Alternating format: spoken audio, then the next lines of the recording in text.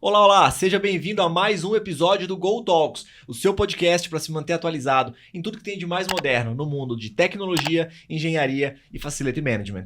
E hoje, estou sozinho aqui, mas para entrevistar Marcelo Barbosa, um dos maiores professores, né, Marcelo, do Brasil aí, da área de tecnologia, missão crítica, cabeamento. Se apresenta aí para a galera. Muito obrigado. Bom, primeiro, prazer estar aqui. Uma honra enorme ser convidado de vocês. Obrigado, né, pelo professor, né, grande professor. Bom, então, tenho dado aulas aí na área de infraestrutura física já há mais de 20 anos, né? Então, eu sou bem conhecido por esse motivo aí no mercado. Legal, e eu admiro muito o seu trabalho, Marcelo, tanto que vários dos nossos colaboradores já se capacitaram com você, com a sua empresa. Eu queria que você contasse um pouquinho para quem está assistindo a gente e da sua trajetória. Como que você chegou até a posição de prestígio que você tem hoje? Bom, já faz um tempinho, né?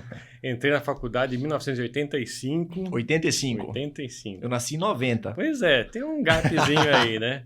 Você tem uma ideia, o computador da faculdade ali era um Univac que você fazia os programas em COBOL e entrava em cartão perfurado ainda. Meu Deus do céu. Já era um elefante já, né? Mas é um dinossauro, mas é o que tinha, né? Fazer o quê? Tem que colocar a descrição no vídeo aqui do que é o cartão perfurado, né? Cartão perfurado. Tecla SAP aí. Cartão perfurado é um negócio meio antigo, mas tudo bem, né? Não vamos nos estender nisso. Aí no começo teve umas coincidências interessantes, né? Eu aprendi a mexer em computadores até antes de entrar na faculdade. Meu tio me deu um TK-85, um computadorzinho pequenininho, e foi inventado pelo Sinclair lá na Inglaterra, e depois meu primeiro patrão também se chamava Sinclair aqui no Brasil. Olha só. As duas únicas pessoas chamadas Sinclair no mundo que eu conheço são eles, né? Eu conheço o Sinclair. Ah, então. Deve ser o mesmo. Talvez, né? Mas aí foi, eu tive em empresas como analista de sistemas, né? Uma construtora. Depois fui para uma empresa para fazer a manutenção de redes de computadores, quando elas começaram, era a Rede Novell, depois Microsoft.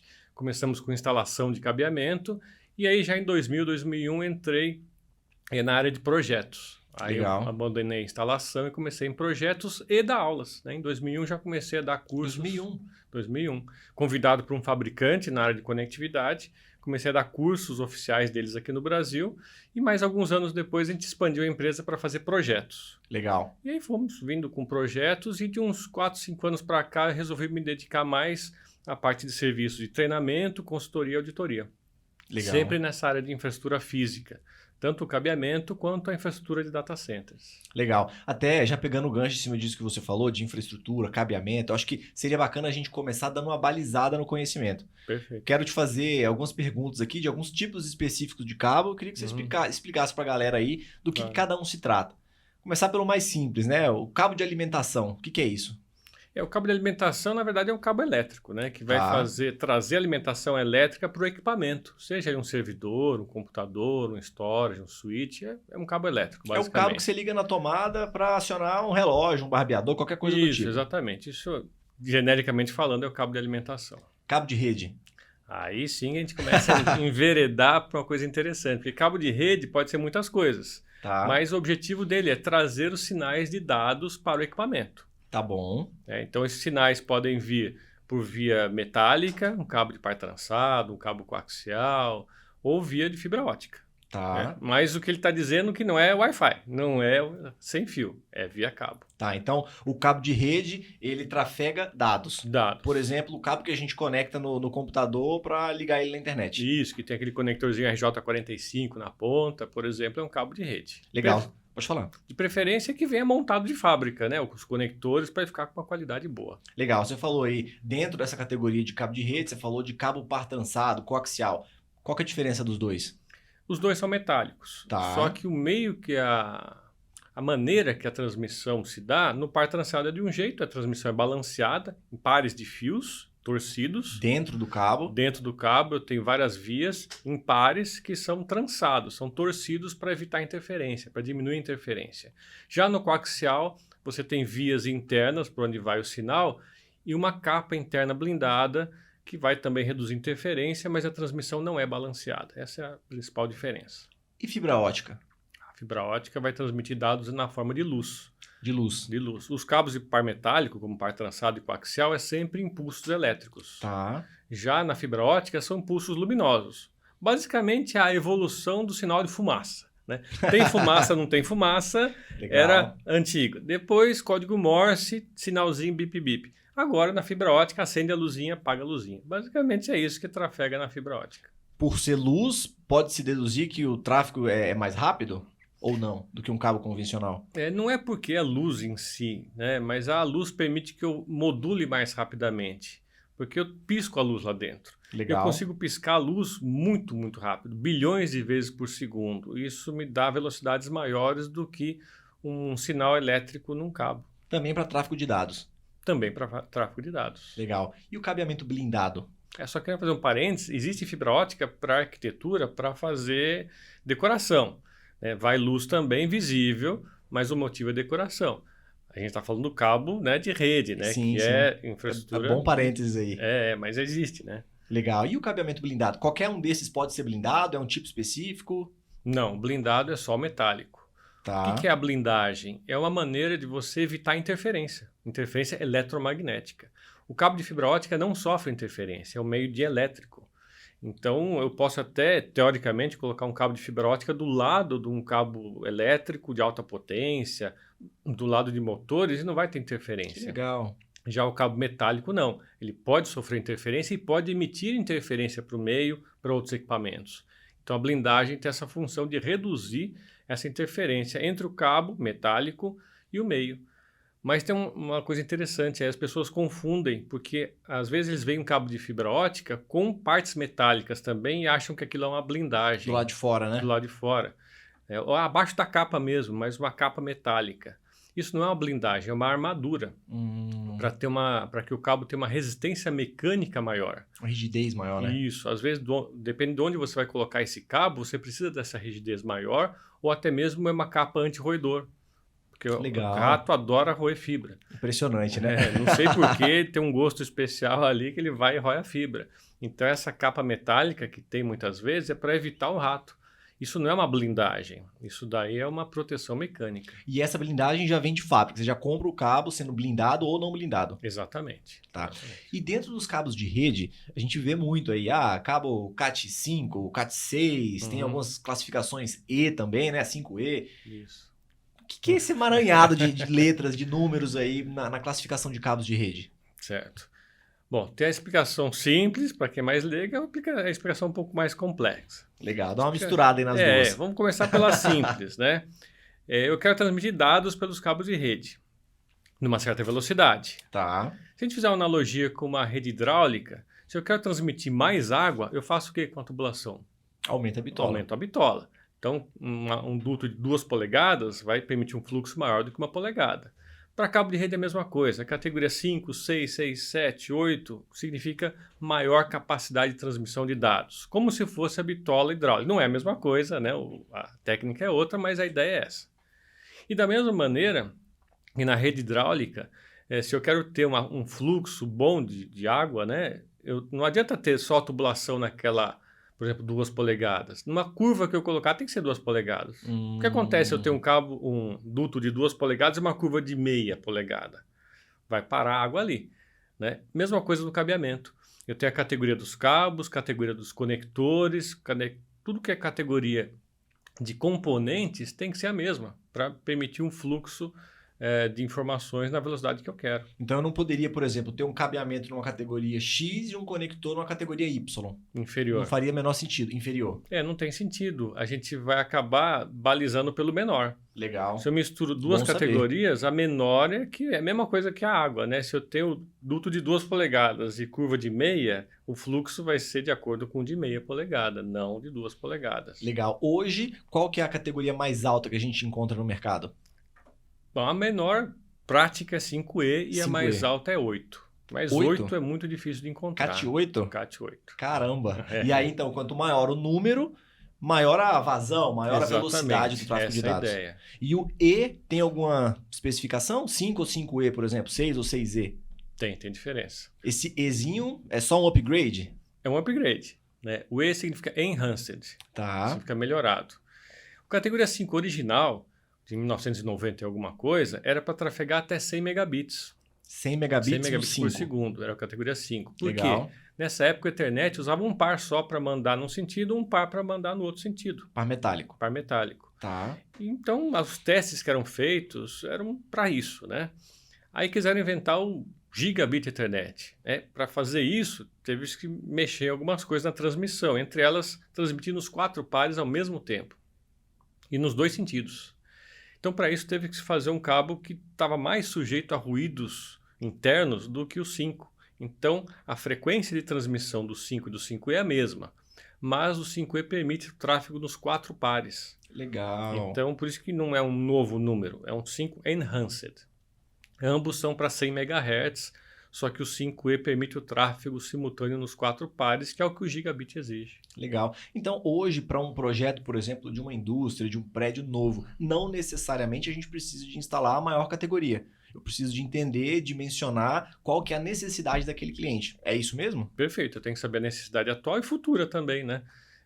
Porque se eu antevejo que eu vou aumentar a velocidade nos próximos 3, 4, 5 anos, é bom eu já aumentar um pouquinho essa expectativa de velocidade. Porque o cabeamento não é que nem um computador, um notebook, que a cada 2, 3, 4 anos eu troco facilmente, né? Pode custar caro, mas a gente troca.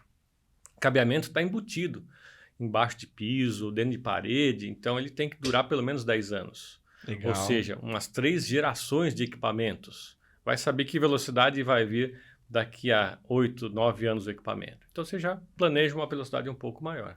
E eu acho que é muito bacana isso que a gente está conversando, porque às vezes, poxa, a velocidade de tráfego de informações não está tão alta. Vamos trocar os grandes ativos da infraestrutura, né? E às vezes troca, gasta milhares de reais e o negócio não melhora. Às vezes é a tubulação aí, né? Esse cabeamento que está desatualizado. Exatamente. O cabeamento não foi previsto para aquela velocidade. Dava Legal. conta das velocidades anteriores, aí você troca o switch, troca o computador e a velocidade não melhora.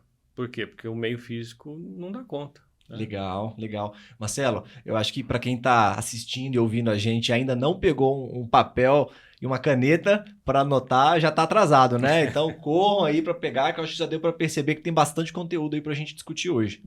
Marcelo, cabo de rede com ponto certificado e não certificado.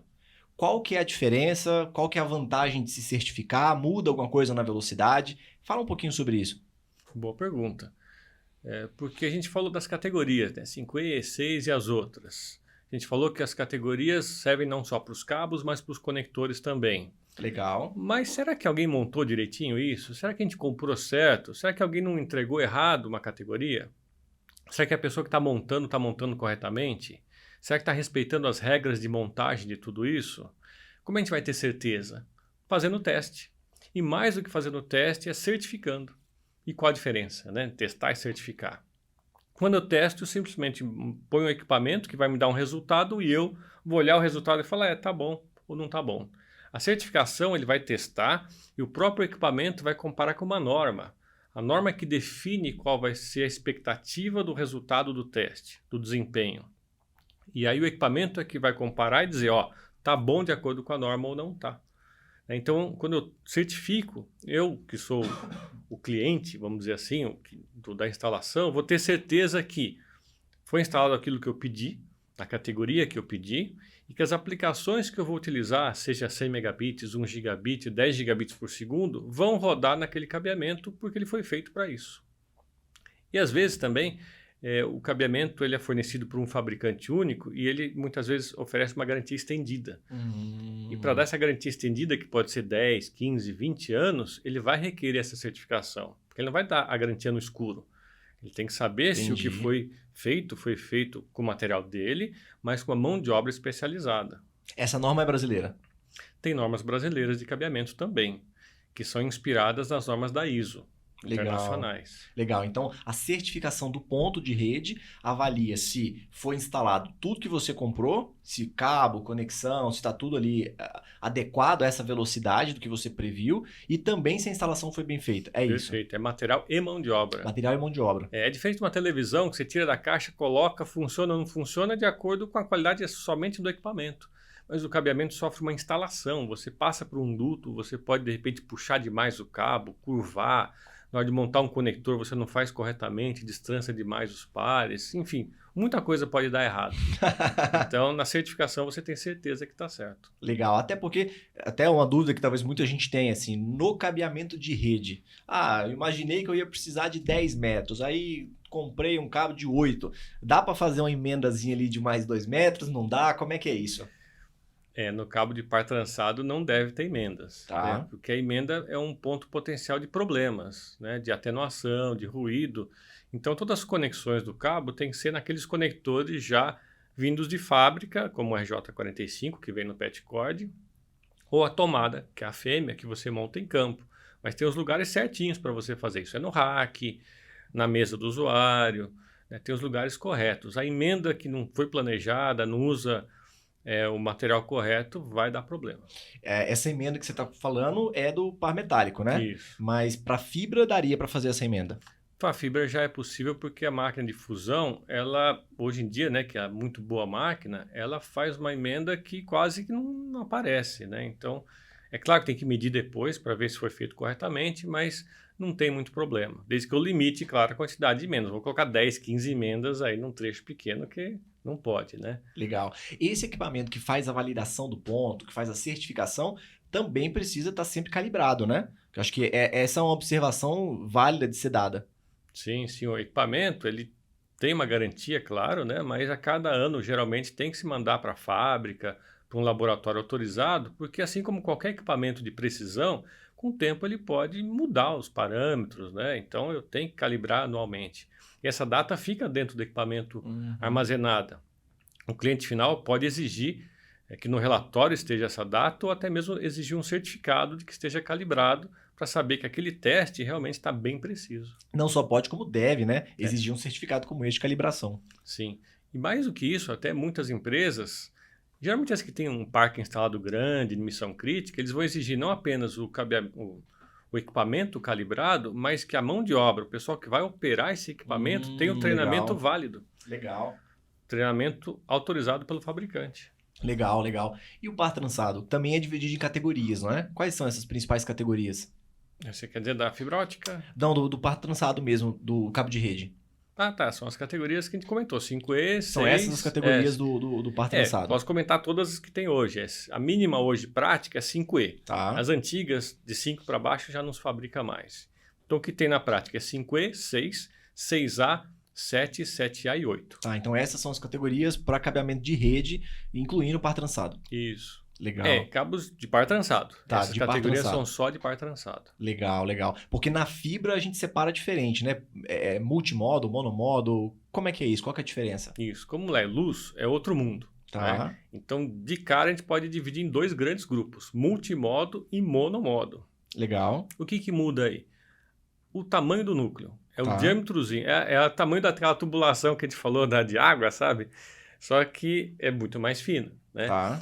Então, se for a multimodo, é um núcleo de 50 ou 62,5 microns, que são milésimos de milímetro, né? É por aí que passa a luz. A monomodo tem um núcleo muito mais fino, entre 8 e 10 microns. Tá. E essa característica é que vai determinar tudo na transmissão da fibra. Tá? A monomodo tem esse nome porque o núcleo é fino e o feixe que passa lá dentro só tem um caminho a percorrer. O multimodo, como é um tubo muito maior, né, 50 microns, né, quase o tamanho de um fio de cabelo humano, já consegue ter vários modos de transmissão, vários caminhos, por isso inclusive o nome multimodo. Né? E aí ela subdivide ainda em categorias. Né? Principalmente a multimodo tem hoje 5 categorias, OM1, 2, 3, 4 e 5. Legal. Também de acordo com a capacidade de transmissão. E a monomodo também tem vários tipos, vários modelos de acordo com a aplicação. Se é para rede local, ela tem uma classificação. Se é para rede de longa distância, como o WAN, entre cidades, entre países, aí tem outras classificações mais adequadas a essas grandes distâncias. Legal. Bastante coisa, hein? Bastante classificação. Bastante. Então, a pessoa que vai fazer o projeto tem que estar bem por dentro disso, porque uma fibra de uma classificação pode não ser apta para algumas aplicações que ele deseja. Legal. Principalmente quando a gente fala em alta velocidade ou alta distância. Legal, legal. Tem uma distância limite que a gente tem trabalhado por norma para fibra ótica, por exemplo? Então, na prática, o limite é dado pela aplicação que você quer. Por exemplo, eu quero rodar até 10 gigabits. Então, aí as fibras, para cada uma dessas classes, ó, M1, 2, 3, 4, 5, vai ter uma tabelinha. Ó, M1 é essa distância, 2 é essa, 3 é essa. Mudou a velocidade, muda as distâncias. Legal. Então, a tabela é gigantesca. De acordo com as aplicações que você quer rodar, é que você tem que ver quais são as fibras. Mesmo porque muda não apenas o suporte, a velocidade, mas também a distância. Ah, eu quero rodar 10 GB, mas a que distância? Quero rodar 100 GB, a que distância? Aí vai essas duas informações, qual a velocidade e qual a distância, são primordiais para eu saber qual modelo de fibra que eu vou utilizar. Legal, Marcelo, saindo um pouco dessa conceituação teórica, né, dessa divisão de categorias e já vindo para a prática. Imagina um data center, eu já tive a oportunidade de visitar dezenas e eu já vi cabeamento, infraestrutura passando por tudo quanto é buraco que você imaginar. Tem alguma norma, algum manual de boas práticas de por onde passar esse cabeamento no ambiente de missão crítica, num data center? É sempre pelo piso elevado o ideal? Sim, não? Fala um pouquinho sobre isso. Sim, tem algumas normas, mas fala pouca coisa, né? Tá. Só o mínimo realmente necessário. E tem as melhores práticas que a gente sempre tenta reforçar no mercado. O que é o mínimo? Não compartilhar uma calha, por exemplo, um caminho com elétrica. Porque dá Jamais. interferência. Esse é o segundo motivo. Tá. Primeiro motivo é choque elétrico. Ah, legal. Você já vê alguém ir passar uma fibra ótica e desligar o disjuntor? É. É outra equipe, outra formação, né? Então, não pode ser o mesmo caminho, principalmente por evitar choque. Tá. Segundo, interferência eletromagnética, mas isso só vai se aplicar aos cabos metálicos, né? Fibra ótica não tem interferência, mas para evitar o choque, você realmente não passa. É proibido passar no mesmo caminho, tá? Por questão de interferência da parte metálica, você também dá uma distância. Aí vem as melhores práticas, né? Você, por exemplo, costuma colocar o cabeamento de rede do data center ou embaixo do piso elevado ou acima dos racks. E aí quais são as indicações? Primeira coisa, não interferir nos outros sistemas. Porque data center tem um monte de coisa. Tem ar-condicionado, tem iluminação, detecção e combate a incêndio, um monte de coisa. Então, primeiro é o ar-condicionado, que muitas vezes você coloca o cabo num lugar que vai bloquear esse ar, ou de chegar no equipamento a ser refrigerado, ou vai bloquear o retorno. Acontece demais isso, né? Nossa, toda hora. Isso é uma das coisas que mais acontece. Mas não tá funcionando aqui esse sistema de ar-condicionado, quando você vai ver, deu obstrução. Vamos já até explorar um pouquinho isso daí, que é bem interessante, que tem a ver com eficiência energética também. Legal. Mas, então, onde que embaixo do piso elevado, onde é que eu coloco? Bom, a norma recomenda colocar o cabeamento elétrico embaixo do corredor frio. Tá, então cabeamento elétrico embaixo do corredor frio. Isso, que é onde... O que é o corredor frio? É onde eu tenho a placa perfurada para sair o ar frio para refrigerar os equipamentos de TI. Tá, a placa de piso mesmo. Placa de piso. Tá Isso bom. quando eu jogo o ar-condicionado por baixo. Pelo pleno, né, de baixo. Isso, pelo pleno. Legal. Aí eu ponho o elétrico ali, mais grudado à laje, porque eu não posso obstruir esse ar que vai sair. Perfeito. Então tem que ter um espaço acima do elétrico para o ar sair. E o elétrico está ali porque ele tem menos volume que o de dados. Esse espaço entre o cabo e o topo aqui do piso tem norma também? Qual que é o espaçamento mínimo? Não tem norma. Mas quem vai determinar é o cara do ar-condicionado. Ele Legal. vai dizer o espaço mínimo que ele tem que ter para não atrapalhar. Legal. Em função da carga dos equipamentos, inclusive. Legal. Tá. Geralmente nunca é menos que 30 centímetros, mas depende do cálculo do ar-condicionado. Tá. E o cabeamento de rede fica no oposto, atrás do rack, que é o corredor quente, porque ali eu não vou ter placa perfurada para sair o ar. Entendi. Não tem como atrapalhar a circulação ali. Só que ele vai ficar no nível mais acima, justamente para não... Né, nos cruzamentos, um já está no nível mais alto, outro no mais baixo. Então, abaixo do piso, essa é a recomendação geral. Legal. E quando eu faço isso, naturalmente eu vou ter mais ou menos 1 metro e meio de distância entre as duas calhas. Né? Um vai estar na frente, outro vai estar atrás, eu já naturalmente deixo distância para evitar interferência. Essa distância já é suficiente? Um Já. metro, 1,5 metro? Já mais do que suficiente. Legal, legal. E esse assunto que você comentou aí da relação entre o tipo de cabeamento de infraestrutura e a eficiência de um data center, que é um assunto tão discutido hoje em dia. Tem Sim. relação mesmo? Sim, tem. Um que não é muito levado em conta é o fato de que uma velocidade que você atenda com cabo de par metálico, aquele transceiver gasta mais energia do que se fosse um transceiver óptico para aquela mesma velocidade. Tá. Para uma porta não é nada, mas imagina 10 mil portas. Uhum. Isso já dá uma diferença. Mas ninguém leva muito isso em consideração. Agora, a questão do ar-condicionado, sim. Muita gente coloca o cabeamento fora de calha, piso sobrecarregado de cabos, ou então na frente do rack ou atrás do rack, põe aquele monte de patchcord caído, sem entrar em guias apropriados. Acho que você nunca viu isso, né? Opa, quase não existe isso, né? Emaranhado, né? É um emaranhado e a pessoa... O que é óbvio ali? Né? Que quando você quer procurar uma conexão ali, é difícil achar. Sim. Né? E corre o risco de você tirar um cabo errado. Só que não é óbvio? Que aquilo atrapalha o ar-condicionado. Na frente do equipamento entra o ar frio, atrás sai o ar quente que tem que voltar para a máquina de ar-condicionado. Recircula, né? Então, se você colocar cabo ali na frente ou ali atrás errado, ou o ar frio não entra ou o ar quente não sai direito e atrapalha a circulação de ar da máquina, aquela máquina sobreaquece. E aí veio o remédio que é pior que a doença. Né? O cara que não conhece muito bem data center, mas é o gerente do data center, falou, nossa, aquelas máquinas ali estão sobreaquecendo, né? Pega o set point do ar-condicionado e baixa. Ou instala mais uma máquina aí. Mais uma máquina. Aí congela o data center. Aí começam as implicações erradas. Primeiro que não resolve o problema, porque aquela máquina continua com problema de circulação de ar. Pode amenizar, mas não resolve. Problema maior, aumenta o custo de energia. Porque você está trabalhando com a máquina, né, com a temperatura menor. E é um ambiente que funciona 24 horas por dia. 24 horas por dia. Né? Qualquer coisinha a mais que ele gaste é 24 horas assim gastando a mais. Esse ainda é um dos menores do problema. Se a pessoa tiver cacife, tudo bem. O problema é, você começa a ter equipamentos ali que não tem o problema de circulação de ar, recebendo ar muito frio abaixo dos 18 graus recomendados pela ASHRAE. Legal. 17, 16, 15. E quais são os problemas aí? Pelo menos 2. Um deles pode correr o risco de passar do ponto de orvalho e haver condensação. Se ele não controlar a umidade direitinho da sala. Né? No corredor frio. Principalmente ali, né? Porque é ali que vai entrar no equipamento. Né? E é ali que você vai insuflar. Então, se você abaixou demais a temperatura da máquina para compensar esse problema do cabo, corre o risco de algumas máquinas chegarem com menos que 18 graus. 16, já vi 16, 15. Caramba. 14, né? E aí corre o risco de condensação e a condensação vai dar problema de oxidação nos equipamentos, vai perder eles rapidinho. Talvez até um curto, né? Talvez até curto num extremo, mas não pode não chegar a tanto, mas você vai ter corrosão e vai diminuir a vida útil de tudo quanto é equipamento ali. Outro problema, principalmente nos racks que estão mais perto das portas de entrada e o data center não tem uma antessala. O pessoal abre toda hora para fazer manutenção, entra um ar a 28 graus isso é muito comum. E dá um baque térmico nos primeiros racks. Aí tá 14, 15, vai para 28, depois desce 14, 15 quando fecha a porta.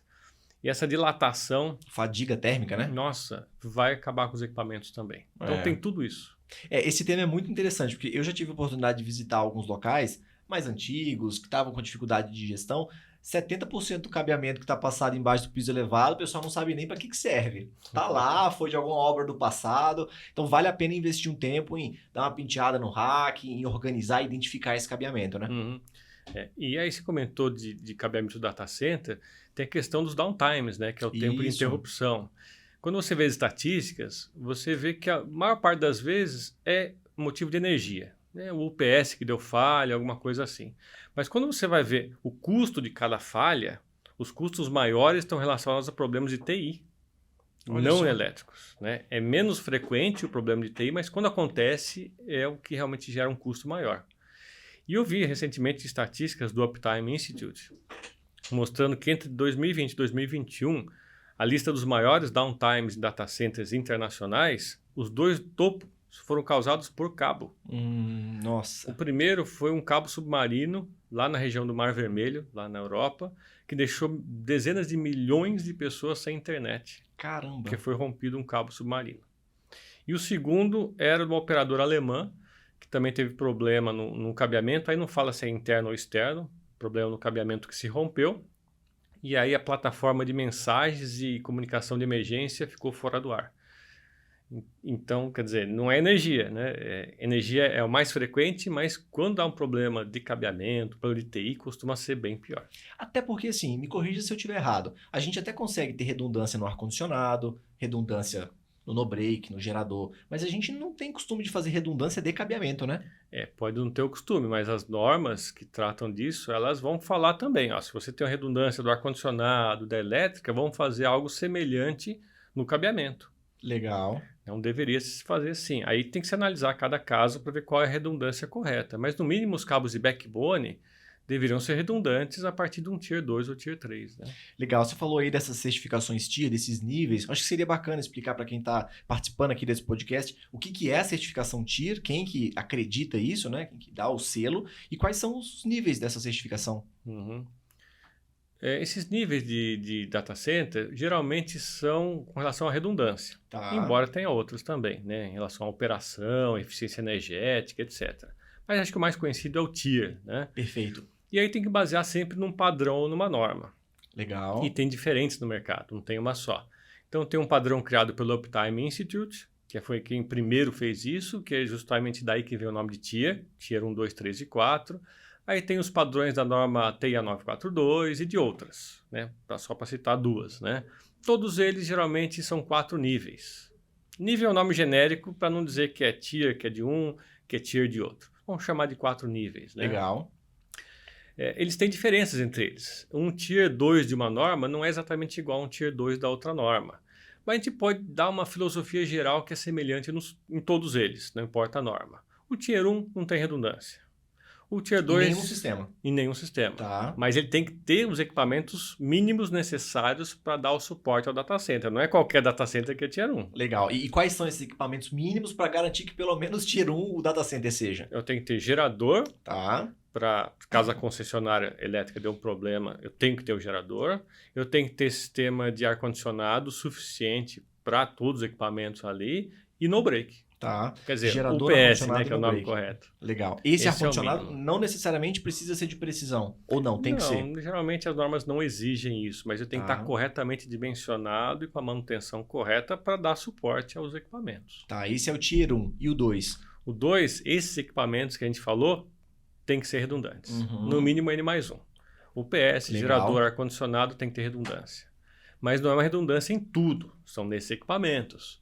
A alimentação elétrica deles, os cabos, os quadros, chaves, registros, não precisam ser redundantes. Então, eles ainda estão sujeitos a algum tipo de falha, mas é menos. Os principais estão cobertos com uma redundância. Legal. Então, no Tier 2, se uma máquina de ar-condicionado parou de funcionar, tem a segunda. Mesma coisa para o gerador e para o no-break. Exatamente. Mas se o cabo de alimentação, por exemplo, foi rompido, isso daí não teria a redundância. Exatamente. Não necessariamente tem redundância. Que aí já é evolução por Tier 3 ou não? A evolução do Tier 3, a filosofia é a seguinte: eu tenho que poder dar manutenção em qualquer um dos sistemas de infraestrutura, elétrica, cabeamento, ar-condicionado, sem parar o serviço de TI. Legal. Então, para isso, eu tenho que ter redundância não apenas nesses equipamentos que comentamos, mas toda a infraestrutura de distribuição disso, seja distribuição elétrica ou mecânica. Então, não pode ter um disjuntor, um registro, uma chave, uma válvula, uma tubulação, que se ela parar para manutenção, vai interromper o serviço de TI. Então, tudo tem que ser redundante. Tubulações, chaves, registros, tudo.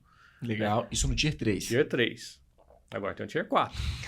Aí o pessoal lá vai perguntar, né? O que tem a mais? Né? Se eu já posso fazer manutenção em tudo sem parar a TI, tem mais? Tem. E a chave aí é a palavra manutenção programada. O Tier 3 tem redundância suficiente para isso. E uma falha? A falha não avisa. A falha acontece assim, de uma hora para outra. Então o Tier 4 ele tem que ter redundância preparada para uma falha em qualquer elemento. Legal. Então, na prática, que diferença é essa? No 3, como eu vou fazer uma manutenção e ela é programada, eu posso direcionar para o equipamento redundante, para o circuito redundante a qualquer momento antes de eu fazer a parada. No Tier 4 não tem essa oportunidade. Quando eu falho em qualquer componente eletromecânico, a redundância tem que entrar sem que o meu equipamento de TI sinta. Essa é a grande diferença do 3 para o 4. É o tolerante a falhas. Legal. E no caso, por exemplo, da classificação mais comum, né, que você comentou, da Uptime Institute. Eles fazem uma auditoria no local para dar esse selo? Você precisa de recertificar, revalidar esse selo, essa categoria de tempos em tempos ou não? Como que funciona isso? Depende. Tem vários níveis, vários tipos de certificação. Tem uma certificação de projeto, onde você basicamente manda as plantas, todo o projeto, ele certifica o projeto. Tá bom. Essa é uma. Não precisa de visitar o local, que nem vai existir o local ainda, é só um projeto. Né? Uhum. A outra certificação é da construção. Aí sim, uma vez que você fez a certificação do projeto, você vai construir e aí sim a equipe vai até o local para fazer testes, para verificar se a sua construção seguiu o projeto e segue a filosofia do Tier 1, 2, 3 ou 4. Legal. Nenhuma das duas precisa recertificar, porque uma vez que você construiu daquele jeito, se você não mexeu, tá lá, né? se você não fez nenhuma reforma, continua válido. Se você fez reforma na parte infra, teria que recertificar. Legal. Agora, tem certificações que precisam recertificar. O próprio Uptime tem o da sustentabilidade operacional, que Bacana. vai ver outros requisitos, né? Se você tem treinamento do pessoal, se você tem procedimentos e outras coisas que te dão um complemento à redundância, né? Porque não adianta ter a redundância e ter uma pessoa não treinada. Ela pode derrubar o site mesmo com redundância, né? Um piscar de olhos. No piscar de olhos, né? Então, eles veem esse outro aspecto. E isso muda com o tempo, né? As pessoas mudam. Então, essa tem que recertificar. Legal, legal.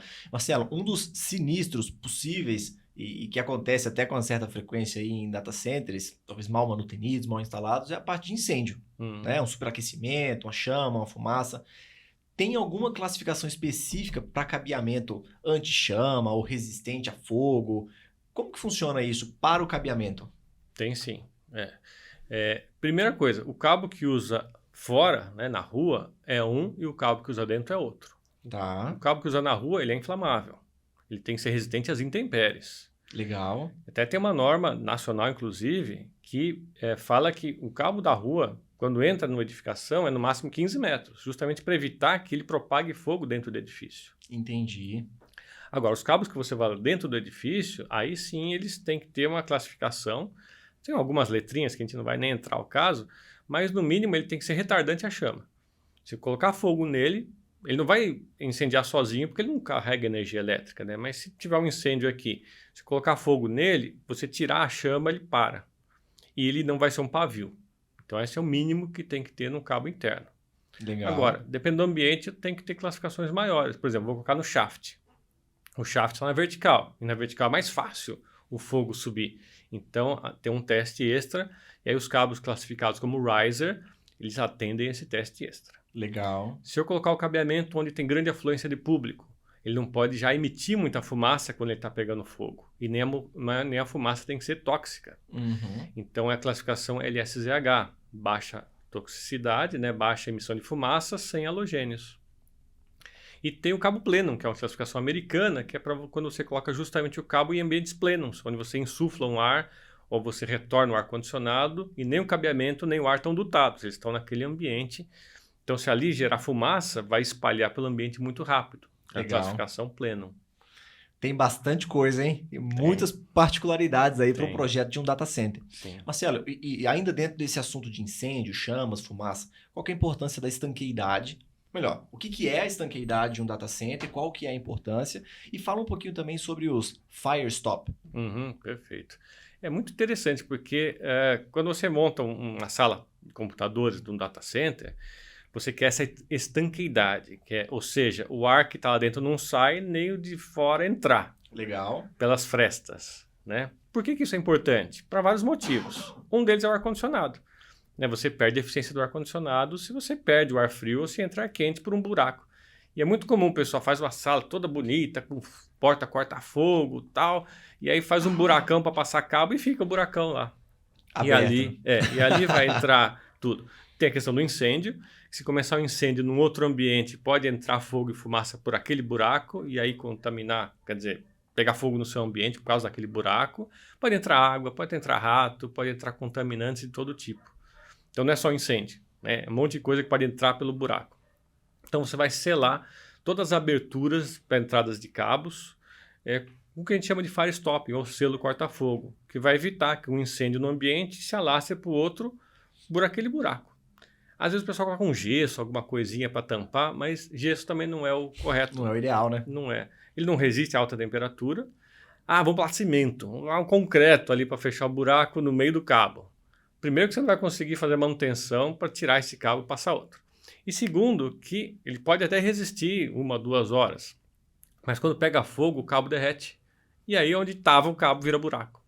Então, esses fire stops, geralmente eles são intumescentes. Pegou fogo, ele incha. Então, o cabo queima, ele vai preenchendo o espaço de onde estava o buraco, onde estava o cabo, e não deixa passar o fogo e a fumaça. Então, não é qualquer material, tem que ser um material próprio. Legal. Marcelo, o tempo passa rápido. A gente já está chegando no final aqui do nosso bate-papo.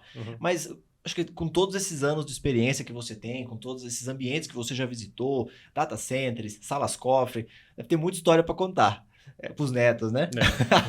Conta aí pra gente uma curiosidade de alguma visita que você fez, de alguma instalação, para aguçar aí a criatividade do pessoal. A gente encontra tanta coisa. Ó, você tinha me falado de uma interessante, de um data center da Bolsa de Valores, né? Tá. É uma curiosidade interessante. Não é uma coisa ruim, uma coisa boa. Que bom, Ainda bem, né? Pra terminar em alta, né? Tem curiosidade boa e ruim, né? Vamos colocar uma ruim que eu lembrei aqui. Não era um Fala data as duas, center, então, né? Sabe as caixas de passagem de uma rede campus, né? Vários predinhos ali, você põe a tubulação, caixa de passagem, fibra ótica. Alguém instalou um conversor de mídia, né? Dentro de uma caixa de passagem externa. Né, sujeito a água, a tudo, né? O cara ainda embalou em plástico em volta para não ter proteger, problema. Tá certo. É terrível isso, né? Lembrei agora. Mas a questão de bolsas de valores, não só no Brasil, mas bolsas de valores por aí no mundo. As bolsas costumam ter serviço de colocation para colocar servidores de clientes, que são as agências, né, de corretagem, ali próximos, né? Só que tem uma regra com relação a isso, justamente com relação ao cabo. Você tem um espaço onde tem vários racks, vários servidores.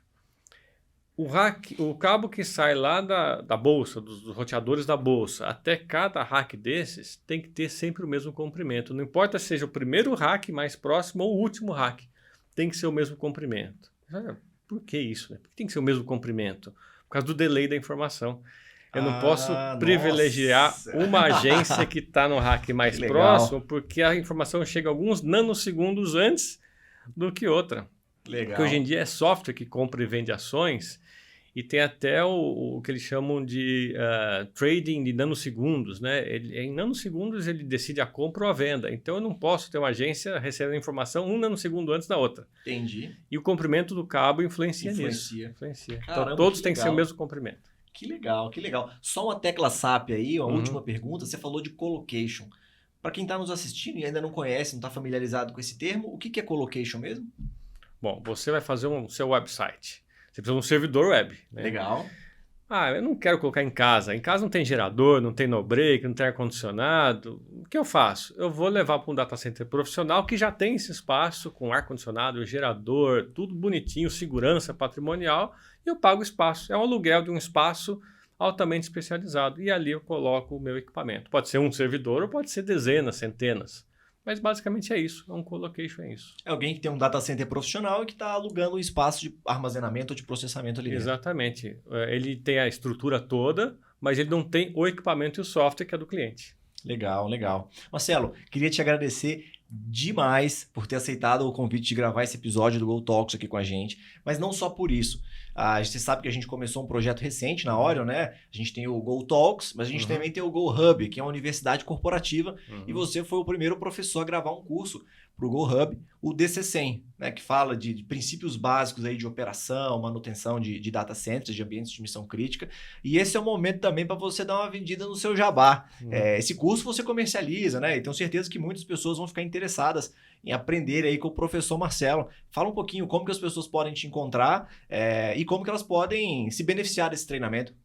Perfeito. O curso DC100 eu desenvolvi há alguns anos, ele dá toda a fundamentação básica para quem vai trabalhar na área de data centers, né? Ou às vezes já trabalha numa área específica, em elétrica, mas ele precisa saber do resto, do ar-condicionado, do cabeamento. Então ele dá essa fundamentação, né? É um curso de mais ou menos 14 horas e a gente gravou para vocês, para fazer a sua universidade interna, mas é um curso que eu também vendo presencial e agora desenvolvemos a parte pré-gravada. Online, está sendo né? É online. Então a pessoa vai lá, compra o curso e assiste na tranquilidade da casa dela, no tempo que ela quiser, e o conteúdo é o mesmo, né? Ele está disponível no meu site, né, no clarktreinamentos.com.br, tem uma página ali para explicar e para você fazer a aquisição do curso. Vai ter um link aqui na descrição para vocês acessarem lá. Legal, legal. Marcelo, mais uma vez, então, muito obrigado. Foi incrível esse bate-papo. Tenho certeza de que as pessoas que assistirem esse podcast vão se beneficiar bastante com toda essa conceitualização, né? Todos esses conceitos aí que foram definidos na área de TI. E você também tem alguns projetos aí de mídia, né? Acho que você tem alguns canais. Quer compartilhar para a galera? Claro, claro. Tem o da própria Clark Treinamentos, né? Vai estar o link ali também, que eu tenho vídeos basicamente sobre cabeamento e infraestrutura de data centers. Bem técnicos, né? Tem de vários tamanhos, de 5, 10, 15 minutos, e tem lives também que eu fiz com fabricantes, com integradores, falando sobre o assunto. E tem um outro canal, que é um projeto com um colega meu, Chiesa, que é o Remute, que a gente faz resenha de música e tecnologia ao vivo toda sexta-feira, né? Fazemos histórias malucas, aí eu vou colocar o link para vocês aí também. Maravilha. Marcelo, muito obrigado. E a vocês que participaram de mais esse episódio do Go Talks, fica aí o muito obrigado do Marcelo e meu. E não se esqueça de se inscrever no nosso canal, de ativar as notificações, clica no sininho para receber os próximos episódios que com certeza serão com convidados tão incríveis quanto foi o Marcelo. Muito obrigado!